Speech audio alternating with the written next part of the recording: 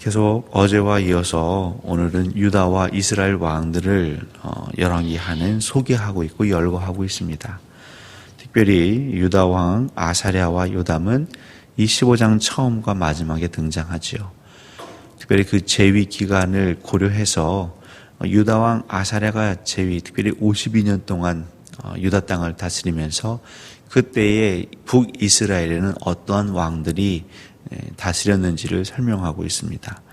사가랴, 살룸, 므나헴, 브가히야, 베가. 유다의 두 왕이 통치할 때에 이제 이스라엘의 5 왕이 나라를 다스리는 역사를 보여주고 있는데 그 왕들에 대한 평가를 성경은 아주 분명하게 언급하고 있죠. 그런데 여기서 공통점이 있고 차이점이 있습니다. 먼저 유다 왕 아사랴와 요담에 대해서는 그 아버지의 행위대로 여호와 보시기에 정직하게 행하였으나 근데 뒤에는 꼭 무엇이 있냐면 그 산당을 제거하지 못해서 백성들의 여전히 산당에서 제사하도록 예배하도록 하였더라. 근데 이것이 무슨 의미가 있냐면 결국 여호와 하나님 마음에 늘 걸림돌이 되었고 하나님 보시기에는 그것이 아름답지 못했다라는 걸 우리는 알 수 있습니다. 그래서 아사랴 경우에도 여호와께서 그를 치셨다라고 기록되어 있고 또 요담의 경우에도 아람 왕과 또 북이스라엘의 왕이 올라와서 그 요담을 쳤다라고 기록되어 있습니다.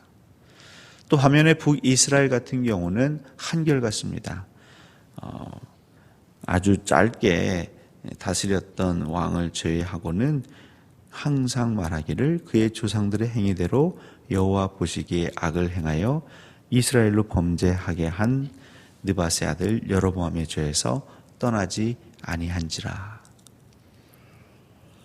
우리가 봤을 때 사람이 봤을 때는 아주 엄청난 차이이기도 합니다. 이스라엘 왕들은 하나도 예외 없이 그 여로보암의 죄, 우상을 섬기고 말씀을 곡해하고 더 나아가 자기 자신의 왕위를 지키기 위한 수단으로서 하나님을 이용하려고 하는 그런 악, 그것을 그냥 그대로 답습하는 그 역사를 지니고 있고요. 유다 왕들 가운데는 간혹 하나님의 율법책을 묵상하고 회개하고 그래서 그들이 잘못된 것들을 되돌리고 이전에는 바알을 숭배했던 이들을 다 한순간에 다 몰살시키죠. 그러면서 여호와 하나님의 신앙을 세우려고 아둥바둥 노력을 합니다. 그래서 그 아버지, 그 할아버지의 행위대로 어떻게 하면 정직하게, 어떻게 하면 율법대로 하나님께서 그들에게 주신 그 말씀대로 살 수 있을까 고민합니다. 그래서 그걸 유지합니다. 근데 여기서 좀 더 진일보하면 좋았을 텐데 그럼에도 불구하고 그들이 건들지 못했던 것은 산당을 제거하지 못하였다. 그 산당에 여호와께서 금하신 제1, 제2 계명 너는 나 외에는 다른 신들을 내게 있게 하지 말지니라. 너는 나를 위하여 새긴 우상을 만들지 말라. 근데 왜 유다 왕들은 그 하나님의 계명을 더 힘써서 지키지 못하였을까요? 저희들이 그 왕위에 앉아보진 않았지만 크게는 2가지 이유가 있지 않았을까 싶습니다. 첫 번째는 상대적인 자족, 상대적인 만족이죠. 나는 그래도 저 북이스라엘의 왕들보다는 더 말씀대로 살고 있지 않은가. 우리 남유다는 그래도 조상 대대로 그 말씀 율법에 기인하여 살려고 아둥바둥하고 있지 않은가. 대한민국의 부모님들이 이제 자녀에 대한 기대가 높고 그래서 자녀들 양육, 특히 교육에 힘을 씁니다. 그러다 보면 자연스럽게 고민하는 게 무엇이냐면 학군이죠. 최근에는 사실 학군이라는 개념이 별로 없어진 듯 하지만 그래도 늘 신경 씁니다. 어느 학교가 좋은 학교인가?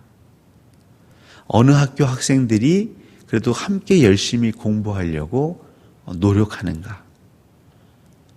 왜냐하면 아무리 그 학교에서 1등을 한다 할지라도 전체적인 분위기가 학생들의 수준이 높지 않으면 아무리 그 학교에서 1등을 하고 내신을 1등급을 받아도 수능이나 여러 다양한 아이들이 경쟁하는 곳에 가면 사실 우리 아이의 실력을 담보할 수 없기 때문이죠.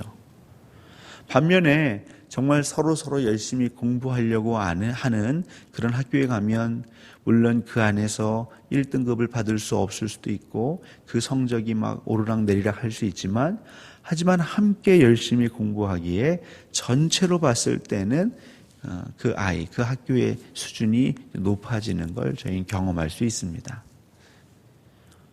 사람이 이제 방심하게 될 때가 있죠. 주위를 둘러봤을 때, 그래도 나는 괜찮게 살아가는 편이잖아. 나는 그래도 저 북이스라엘 왕들보다는 말씀대로 살고 있지 않은가. 여러분, 이스라엘 백성들은 주변의 나라들과 경쟁하지만 또 알게 모르게 그 북이스라엘 남유다가 서로 경쟁합니다. 한 민족이었다가 결국 갈라졌지 않습니까? 알게 모르게 다 여호와를 섬기고 여호와를 위해 살아간다고 하는데 자기들 안에서는 그래도 우리가 더 하나님을 사랑하고 우리 신앙의 정체성, 정통성은 우리에게 있다라고 생각하지 않겠습니까? 근데 남유다 왕들이 봤을 때는 그래도 저 북이스라엘보다는 정책도 그렇고 우리의 통치 스타일도 그렇고 우리가 더 말씀을 읽고 묵상하고 반영하려고 한다. 그런 상대적인 안정감, 자족에 의해서 더 하나님의 말씀대로 살려고 노력하지 않은 것이 되겠죠. 물론 이것과 더불어서 또 다른 이유는 그 내부에 저항이 있었을 것입니다. 이 산당이 지어지고 그 산당에서 여호와를 예배하는 잘못된 이 관습은 사실 어제 오늘 일이 아니었죠. 남유다 그 왕조에서도 계속 이어져 오는 역사성을 가지고 있습니다. 그러니까 그 역사성이라 함은 오랜 기간 많은 사람들, 특히 백성들에게 그것이 익숙해지고 친숙해지고 알게 모르게 그게 또 다른 하나의 흐름이 되어버린 것이죠. 문화가 되어버린 것입니다. 전통이 되어버린 것입니다. 그러니까 이것을 말씀대로 우리가 살아가려고 할 때에, 바꾸려고 할 때에, 그것을 뒤집으려고 할 때에, 오래된 밭을 갈아 엎으려고 할 때에 저항이 있는 것이죠. 결국 왕들은 그 백성들의 저항을 이겨내려면 굉장한 용기와 사실 모험이 필요한 것이죠. 북이스라엘 역사만 봐도 자칫 잘못하면 그 신하들에 의해서 반역 쿠데타가 일어날 수 있습니다. 또 백성들뿐만 아니라 그 신하들 중에서도 그 산당에서 예배하는 게 뭐가 문제라고 저렇게 유별나게 하실까라고 생각하는 사람들이 있을 수 있었죠. 결국 하나님 보시기에 북이스라엘이나 남유다나 물론 약간의 차이는 있지만 그들은 동일하게 하나님의 말씀을 온전히 순종하지 못했습니다. 우리들 얘기로 그냥 50보 100보인 것이죠. 사람들끼리는 그것이 큰 차이라고 내가 너보다 낫다, 내가 너보다 의롭다 할 수 있겠지만 하나님 보시기에는 결국 북이스라엘 왕들이나 남유다 왕들이나 여호와의 말씀을 궁극에는 순종하지 않은 것이 됩니다. 사랑하는 성도 여러분, 우리가 예수 믿기로 결단하는 순간부터 사실 저희는 마음을 독하게 먹어야 합니다. 어설프게 한쪽 발은 말씀에 또 한쪽 발은 세상에 디디고 신앙생활하는 것은 그 분열된 남북, 그 유대 또 북이스라엘 중 남유다 왕들의 신앙 스타일입니다. 우리는 그런 신앙 스타일을 하면서 때로는 안위하지요. 예수를 알지 못하는 사람들, 세상 정욕에 사로잡혀 사는 사람들, 아이고 불쌍한 사람들 같으니라고. 그게 남유다 왕들이 가졌던 마음입니다.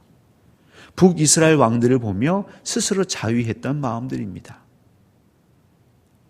여러분, 신앙은 결국 하나님께서 보시고 하나님께서 판단하시고 하나님이 결정하시는 것입니다. 그리고 하나님이 바라시고 원하시는 신앙은 온전한 신앙, 전부를 드리는 신앙. 그것이 이 시대를 살아가는 우리 교회의 도전이고 그리스도인들의 도전입니다. 그리고 하나님은 그 때를 기다려주고 계시는 것이죠. 지금 유다 왕들의 왕조가 계속 이어집니다. 결국 궁극에는 바벨론에 의해서 멸망하지만 그것은 계속 하나님이 기다리시는 것이죠. 제발 그 두 발이 아니라 온전히 말씀 위에 두 발을 내딛고 살면 어떻겠느냐. 그러니까 지금 이 시대도 하나님이 기다려주고 있는 시대입니다. 그래서 은혜의 시대인 거죠. 기다려주니까요. 그러니까 우리가 힘써야 할 건 무엇이냐면 내 삶의 모든 분야에서 내가 가정에서 일터에서 교회에서 관계에서 그 모든 자리에서 할 수 있으면 최대한 빨리 전적으로 말씀에 의지하는 삶을 사는 그런 결단과 그런 삶의 고백이 있기를 하나님이 기다리시는 것이죠. 그때에 우리에게도 두 가지 어려움이 있을 겁니다. 하나는 먼저 우리 내부적으로 나는 그래도 저 사람보다는 말씀대로 살고 있지 않은가. 나는 그래도 저 사람보다는 의롭게 정결하게 살고 있지 않은가. 앞을 보지 아니하고 옆을 보거나 뒤를 보다 보면 그 개혁하려고 하는, 나를 변혁시키려고 하는 내 의지가 무뎌지게 됩니다. 왜냐하면 내가 가려고 해도 기존에 저항이 있지 않습니까? 문화가 있습니다. 전통이 있습니다.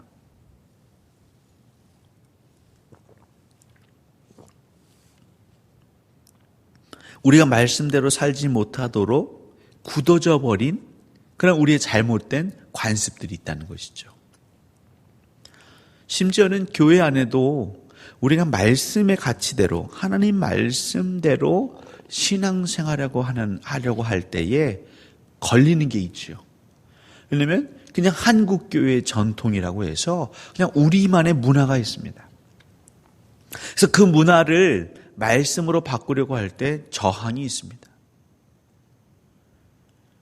그래서 많은 목회자들이 실수하는 것 중에 하나가 나는 말씀대로 목회하겠습니다 라고 했다가 교회에서 어려움을 당하고 교회 성도들과 마찰을 일으키고 그렇게 힘들어지는 경우들을 우리 많이 볼 수 있죠. 물론 그것이 목회자가 맞고 성도가 틀렸다라는 게 아닙니다. 중요한 건 그만큼 우리를 하나님의 말씀대로 온전히 살지 못하도록 하는 그러한 걸림돌들이, 올무들이 우리가 생각하는 것 이상으로 많이 있다는 것이죠. 제일 편한 건 무엇이냐면 그냥 있는 대로 사는 겁니다. 우리가 편안하게, 우리가 익숙한 대로 살아가면 전혀 문제가 없습니다. 그러니까 유다 왕들은 그렇게 살아가는 것이죠. 그래도 우리는 조금 더 낫지 않은가. 근데 여러분, 우리가 기준을 어디다가 세워야 할까요? 우리 믿는 자들의 기준이 어디에 있습니까? 성경을 우리가 정경이라고 합니다. 캐논이라고 합니다. 그 캐논이 말하는 게 척도, 자, 기준 이런 의미가 있습니다.